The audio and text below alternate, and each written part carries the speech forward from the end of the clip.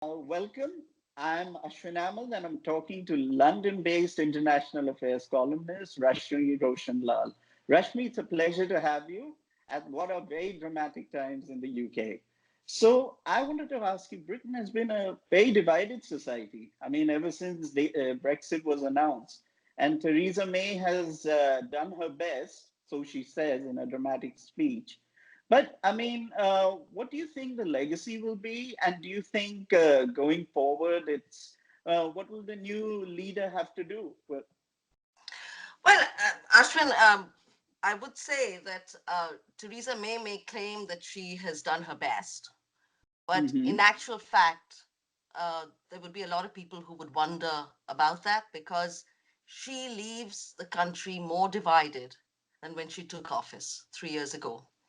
It is right, terrible legacy that Theresa May leaves, having not attempted to unite the two halves of opinion in Britain after the June 23, 2016 referendum on Britain's exit or relationship with the European Union. So I would say that Theresa May has not done as good a job as she could have, as anyone could have, as anyone should have. A British Prime Minister needed to come in and assess the landscape. Now, there was a very narrow victory for the leave part of the argument. There was the other 48% who voted to right, remain in the European Union. There had to be the politics of compromise. There had to be a cross-party consensus. There had to be a way forward delineated. And then perhaps once she could have written to the European Union and said, okay, I'm going to pull Britain out. Instead, one of her first acts was to write to the European Union and say, we're going to leave in 2 years without even having a vision or a plan. So I would that say is true. this has been rather shoddy work. And unfortunately, the landscape as it stands is very divided. The opinion is very divided. And to your question about what the next leader will have to do, unfortunately, because we are where we are, they will face much the same problems. There is a conservative party which has got, part of it is captured by a far right sentiment that wants desperately to just have a Brexit, anti European, xenophobic, close and insular relationship with everybody, really, unless it's on British terms. Um, and then there is the rest of the Conservative Party. So we'll have to wait and see who will be elected as leader of the Conservative Party and then becomes the next Prime Minister. But they will have much the same problems to deal with. How to extricate Britain from the European Union? Should they extricate Britain from the European Union? If not, how? The problems remain the same. Correct. Rashmi, I also wanted to ask you now, we've just had European elections, and though the results will be out on Sunday, it looks like Nigel Farage's Brexit party is going to be the front leaders, at least as far as Britain is concerned. What impact do you think this will have on Brexit and on the UK going forward? Well, I don't know if it will actually have a material impact. It's very good propaganda for the Brexit party and for the Brexit argument. The MEPs who are going to be elected or whose election will be announced on Sunday will be the British MEPs may not even stay in the European Parliament for very long if actually Britain does decide to remove itself from the European Union. So it's not clear if that is going to have much impact. What does have an impact, I think it's fair to say, is that the strong showing of the Brexit party in the European elections, as is presumed, as opinion polls have said, of course, we cannot be wholly sure, but I think it's reasonable to assume that the strong showing will embolden the hard right in the Conservative Party to try and put a Nigel Farage, i.e., the Brexit Party leader, like figure as their leader. And so the next prime minister or the next leader of the Conservative Party, and then the next prime minister of Britain, would be a Nigel Farage like person, i.e., Right. have his opinions. So that is the implication of all of what has been happening with the Brexit Party and the surge in support for it. I would say, though, I think it would be reasonable to also look at the other side. If the Brexit Party, which didn't even exist 4 months ago, if it Right. gets a substantial chunk of the vote, 30 to 40%, I think all the parties that are arguing for Britain to remain in the European Union, they will collectively hoover up the same amount. So Hmm. so again, what you'd see is that there'd be on the one hand the Brexit Party, and then you'd have all the rest, which Right. give you a perfect snapshot of the picture of Britain today. It's still as divided as it was, in 2016 when there was a referendum. That's another thing I want to return to. I mean, you have a conservative party which is divided. You have possibly Boris Johnson. I don't know. That's the reports we're getting in India as a possible front runner. And you have a prime minister. Well, she's still prime minister. She's tried everything. She's tried, making deals with Corbyn. She's tried reaching out to Europe. But the European leaders, at least some of them, are fed up. I mean, how does Britain, how does Britain move forward on this? I mean, the deadlock doesn't seem to end, whether there's a new leader or otherwise. Well, you're absolutely right. And I think that's really, really very well put. But I think there has never been a greater need for a leader with vision, some imagination, and an ability to pull people together. What should have happened at the very beginning? Firstly, there shouldn't have been a referendum called on such an important issue without even a high bar. So there you go. But we are, again, at that point. We have had a referendum. We are 3 years on. The European Union is annoyed. Britain is fed up, but also annoyed. Those who want to leave are annoyed. Some Brexiteers still believe there is a perfect, costless Brexit possible, which just shows Hmm. that there has not been enough information still available or provided to these people. And some Remainers still believe Brexit can be cancelled. Now, in actual fact, I don't think that can happen, because I do think it is important to look at the people's, at a democratic vote. I do think that the next leader, or Britain, if Britain were fortunate enough to have a leader of vision and Right. imagination, then they would pull together a cross-party committee that would Hmm. explore everything using the the data and the opinions of those dreaded elites, those experts who actually happen to know something. Once you do that, and you also look at the European Union's four core principles, which they will not, they will not at all have any argument about, no brooking, any choosing, any picking, any choosing around those four principles. And you see what can be managed. Is it going to be a Canada plus plus? Is it going to be just a Yeah. customs union? Is it going to be some way of making sure that our trade relationship remains constant and lucrative because it is our largest trading partner? There has to be a common sense solution. There is no point making Britain the poorer for having some notional return of sovereignty. So there has to be also, I think, straight talk, which Hmm. people have not done. It is only recently that Theresa May started to even tell the British people that, look, there is no other way. The European Union is not going to allow this and it won't allow that. And if we want to keep the United Kingdom united, we've got to do this. We've got to keep Northern Ireland. It's only very recently that she started even doing that. And you mentioned her reaching out to Corbyn. She only very recently reached out to Corbyn as well, or to the Labour Party. It has been a catalogue, a tragic farce has been the nature of this entire, the deliberations, the policy proposals. It has been a tragic farce, really, and there doesn't seem an end to it. Like bad theatre, it seems likely to go on. I think you put it very well. It is bad theater, but on a more serious note, I mean, I have to ask you about the backstop agreement. I mean, we've already seen some reports of, bombs going on by, I think, the group's called the New IRA, Yes. and that is just going to flare up now with the Brexit. So, I mean, are the terror threats increasing? What is the mood like in Britain on that? And I mean, is there any kind of consensus that, in at least in the short term, that we can see as regarding Northern Ireland? Well, no, I think what happens is, and there was also, when you mentioned the threats there was also the tragic death of that young journalist, Lyra McKee.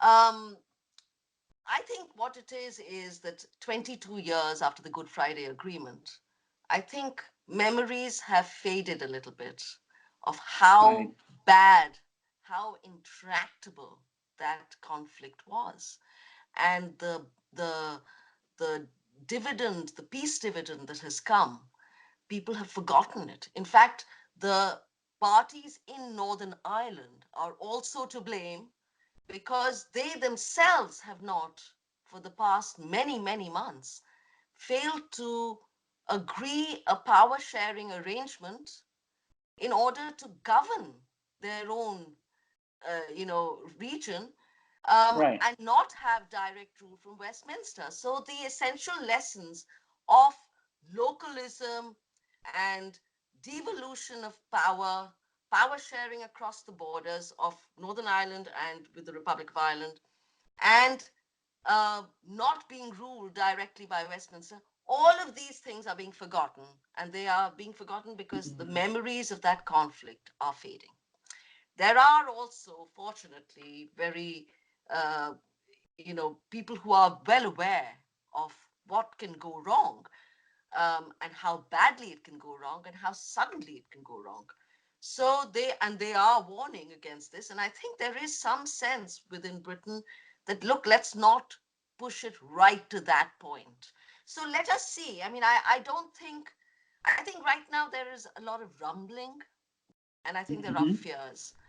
I Yeah. don't think it's at the point of, it is not at the point of no return. I think that's the best way to say. You say it's not at the point of no return, but we've been talking a lot about England. Now I want to ask you about Great Britain. Now, About, I beg your Scotland, pardon. I mean, they're for the EU. I'm talking about Great Britain, Scotland, Wales, etc. Now, I mean, the Scots have made no secret, even well before Brexit. Some of them declared it separate Scottish states. So, what is the mood? Do you think, the independence movement to move away from England? Is there a threat to Great Britain itself? I mean, leaving, and is that just going to increase now with Brexit? Well, I think, I mean, it's fair to say that I don't think the United Kingdom would be very united if actually there were a Brexit that pulled Scotland out of the European Union. Yeah. Now, Yeah. that said, that said, I think one should also be aware of the fact that the European Union, because it is well aware of the problems of Mm. many small aspirational states and peoples within Europe. And here we're talking about Right. the Catalans, the Basques, and so Mm. on, not just the Scots. Um, it has no inclination to assist that process of separatism Mm. or, Mm. little statelets being formed. So there is that. That is an Mm-hmm. important point to note. Yes. That said, I think if there were a very divisive exit from the European Union, I think there would be a greater impulse within Scotland to have another referendum on independence, citing the reason that there has been a material change in the circumstances of the United Kingdom, which is, I mean, that would be perfectly lawful. And they could do it. And then maybe, and I think people who had voted for to stay with the union would this time Mm-hmm. vote against it. But Mm-hmm. that is very much in the future. We don't even know about Brexit. So I think Mm-hmm. you've got to park that question for a while, as a lot of white noise, and so on. Now I have to come to the economic side. There's a lot of figures going around, and yes, there's no denying that unless a deal is worked out, Britain's going to lose a lot of trade. But let's now take this towards the Indian community in Britain. There's been some reports that they've already relocated some of the companies from London to various capitals in Europe. So, can you give me an idea of what the Indian community, or rather the British Indian community, is feeling from a business point of view? Have they already started relocating? Well, And if so, I mean, what's the moon? I'm not sure if there has been a breakdown of necessarily the British Indian response, economic response. I will say two things, though. I think it's worth remembering that, or at least let me tell you anecdotally, Hmm. there are a lot of British Indians who actually voted for Brexit. Now, Right. this might sound like a surprising thing because normally people see it as a xenophobic, slightly racist uh, move to pull the drawbridge up and create Fortress Britain. And why would Indians do that? Because I mean, we are obviously brown, visually distinct people. Yeah. Well, the funny thing is they didn't want Eastern Europeans to come in, and Mm. they didn't want that competition. These were more recent entrants, and they were also, bear in mind, uh, white, blue-eyed, blonde, Christian. They within a generation they would melt into the British population pool, while Indians Hmm. will forever be, Yeah. visually distinct. So this is anecdotal, of course. I cannot give you figures. That Now, when you come to the economic aspects of it, I think it would make sense for any businessman to look Mm. to where the best arrangement would be for them to deal with the European Union. Britain was Hmm. the gateway to Europe, and it Yes. provided a number of things, not least the Right. English language, familiarity with the laws in Britain. Indians, know that well, Hmm. and they're familiar, and it all seemed to be working fine. Now you got to move, you have to think of Ireland, particularly, Hmm. and the Netherlands Right. as likely destinations. And this is entirely possible and has been happening. They've reported it.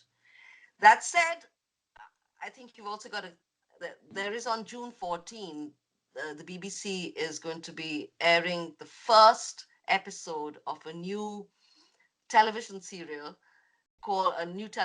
called Tonight with Vladimir Putin. And it is a Okay. caricature, and it's going to be, I'm sure, very good. I will watch it, stay tuned. But this Hmm. sort of intellectual property creation, this is Right. a British strength. And I Hmm. would say that Brexit or no Brexit, there are Hmm. certain core strengths of Britain. And I think Right. that will continue. That will continue, and Indians, as much as anyone else in the world, is going Hmm. to, deal with that, engage in it, profit from it, trade in it. That is going to remain until the next person steps up to the plate and offers the same sort of things. I just want to ask you now. Yes, we may get a new leader, but personally, what would you like to see? Would you like to see general elections and have a new government and a mandate to take things forward? Do you feel that a new conservative leader would be enough to take? I mean, what, in your view, would be the ideal situation for someone to, work with this? Yeah. Well, Or I'm do, going to quote, uh, or at least paraphrase what Ken Clarke said. He was the Chancellor, he's father of the House, long-standing member of the Conservative Party. He is an unabashed Remainer. He doesn't want Britain to exit from the European Union, though he is a Democrat, and so he also agrees that there has to be some way of, taking heed of the narrow majority that voted to leave the European Union.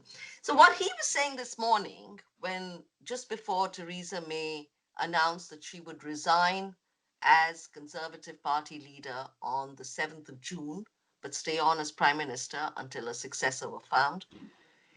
Mr. Clark was saying, and I think that is the right answer, really, to your question. He said an election will accomplish nothing at this point of time. It will Mm-hmm. leave us with the same situation as exists now. It Everywhere. will leave us with a Right. hung parliament and with the same divisions and polarization as exists now. What would be better is for a man or woman of Mm-hmm. vision and imagination, some charity and some humanity, to pull people together, to explore what we can do, pull people together in parliament. So there should be a cross party strategy. And that's what can take Britain forward now at this point in time. Now, I don't know if we're going to get one. I wouldn't believe all the news reports that say Boris Johnson will become prime minister. As Mr. Clark pointed out, and he has a lot of experience, more than 40 years of Mm-hmm. experience, the front runner in a Conservative Party leadership election almost never gets elected. So I leave you with that thought. I can't let you go without just asking you one more thing. How do you think? Do you think history will be kinder to Theresa May? Or do you feel that, do you feel that in some way we've been a little too harsh on her? Do you think history will be kinder to her? But that's what a lot of people have been saying, that history will be kinder to her than commentators of today. And that is, I would hope so. She has suffered a great deal. But honestly, I was for a very long time, I kind of supported some of what she was doing. I said, well, she's trying to do the best she can. She's been dealt a very Yeah. difficult hand. That Hmm. said, I have to tell you, she has dealt with Brexit as an exercise in party management rather Mm-hmm. than as an exercise, a historic challenge that requires the Yeah. entire country to pull together. She did not try to build bridges between the two polarized sides of British opinion, or indeed her own party, or indeed the British Parliament. She has not done anything to spread the balm of, an emollient balm over these Yeah. wounds. She has not united people. Now, some might say that, well, Brexit is such a situation that you can't unite people, but you can. You can firstly tell the truth. You could say, Hmm. this is what it is going to cause, this is what it's going to cost. And now let's decide, is this how we want to go forward, or this how? There has to be a bit of truth telling. And I don't think Theresa May did that. Yeah. Rashmi, thank you so much for talking to us, and we'll be back with you as the saga unfolds. Thank you. Thanks very much.